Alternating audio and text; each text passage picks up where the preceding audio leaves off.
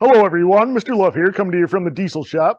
Today we're just going to make a quick little video here on using the tap out of a tap and die set. I have a longer video that we posted before. If you want to see more details on tapping and dyeing, check that video out. It was posted a couple years ago during the pandemic. This one's just going to be a quick little short one here with the supplies that we have here in the Diesel Shop here. So first thing we want to do is determine what size hole we want to put into our plate here. The size hole that we drill into our plate is determined by what bolt we're going to use and what the tap calls for us to use on there. So a couple different ways we could figure out our little size of our bolt here.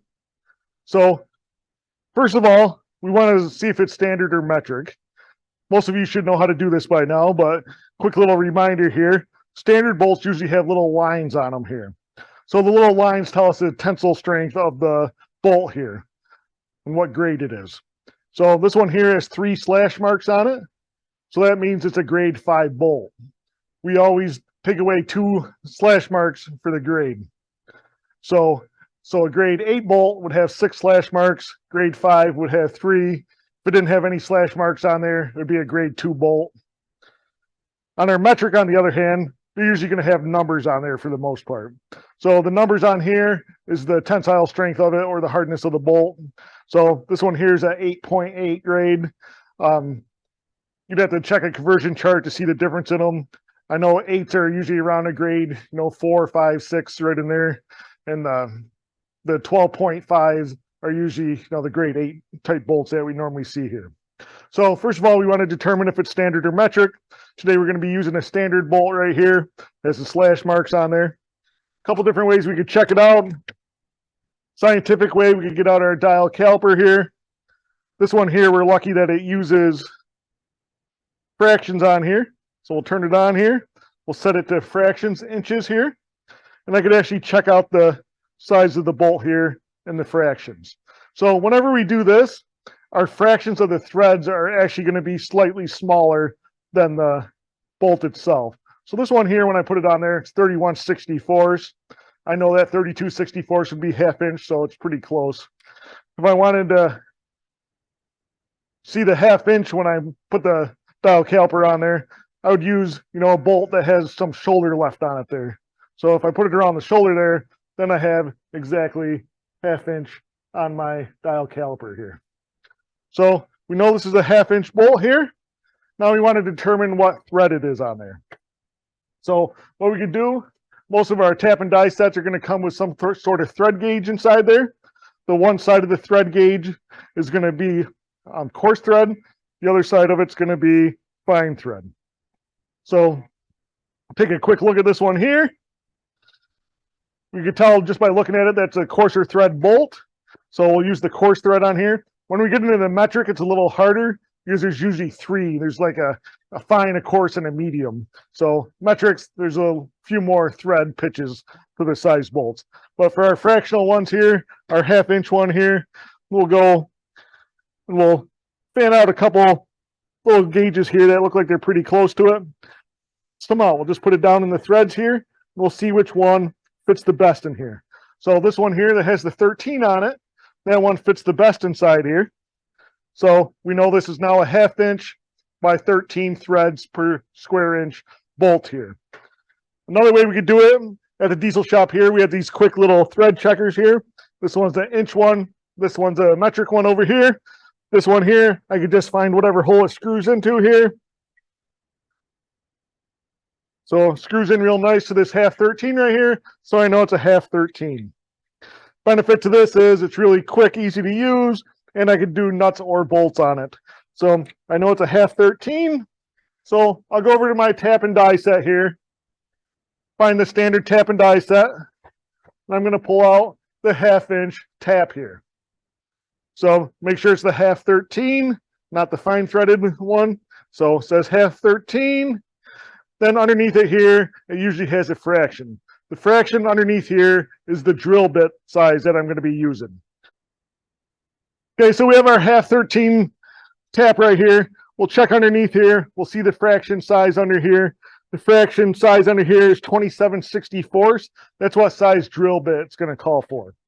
So we'll go over to our little drill index here. and we'll pull out a 27/64 drill bit. So with our plate now, we could, put it in our big drill press.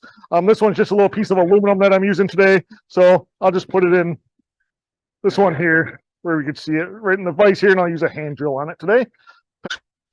So if this was a, hardened piece of steel, we would do a smaller drill bit first, use a prick punch, prick where we're going to put it, and we're going to use a smaller drill and work our way up.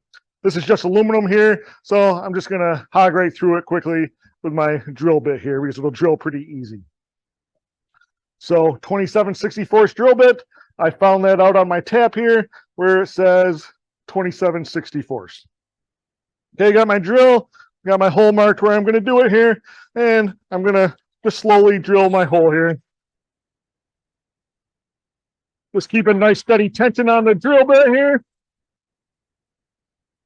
we start to see any smoke or anything come off, we'll get some drilling oil out and we'll lubricate our hole here.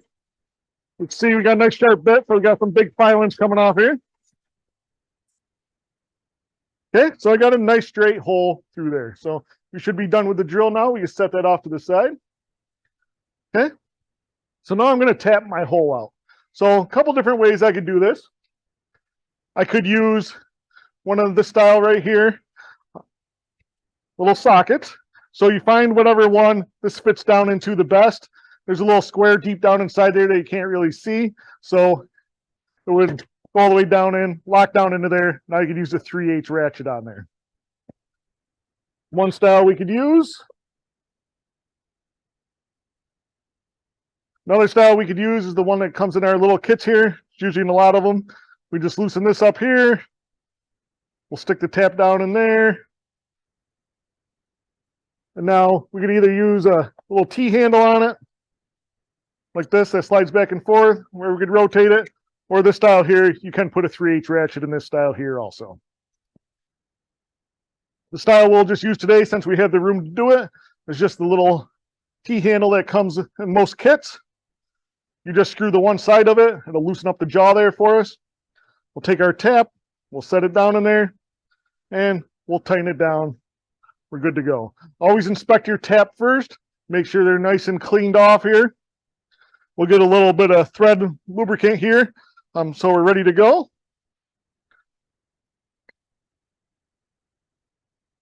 Okay, I got my little thread lubricant here. This is for drilling and tapping. Works pretty good. For this light aluminum, I'm not going to waste this today. This stuff's kind of expensive. I'm just going to use a little shot of PB Blaster that we have here.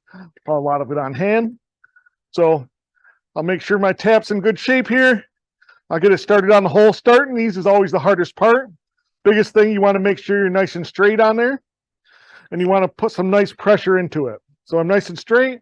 I'm putting some nice inward pressure on there. We're just going to go a little bit and get it started.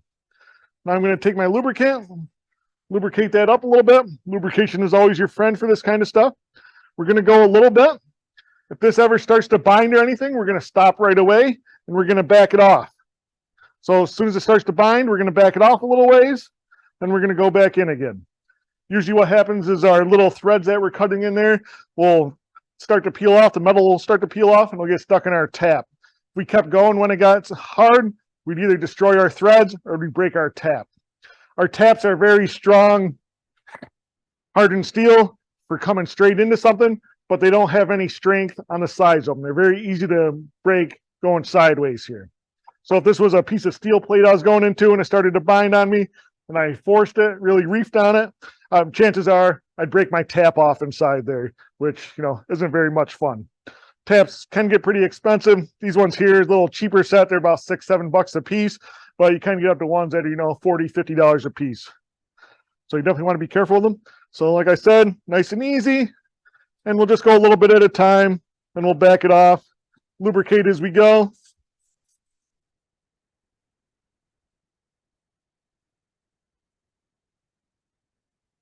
Okay, so it's a really thin plate, so I'm already through it, but I'll just run this tap in just to make sure my threads are nice and clean all the way down through there. The tap should start to spin pretty easy. I'm just going to spray a little PB Blaster down on the end of my tap down here, where some of the shavings are left on there, just so it doesn't mess up my threads on the way back through the hole. Okay. So like I said, if it starts to bind up at any time, stop what you're doing, go in the other direction. Okay. So got that out of there now.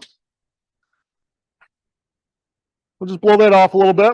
Watch out for running your fingers over this stuff. It does have metal shavings all around now. These metal shavings can cut you pretty easily. So now is our final little check here. We'll take our bolt, make sure it's the one that we started out with. And we'll screw it in there. It should screw in nice at this point right here. We should be able to screw it in by hand if we did everything correctly. You can see our bolt screwed in there nicely. And we're all done with our hole right here. When we go to put our tap and stuff away, take it out of the holders, make sure it's all nice and cleaned off. Make sure you get all the old shavings off of there. Feel free to lubricate it a little bit to blow off some of those shavings off of there. Looks good. Now we'll put it back in our set and we'll put everything away.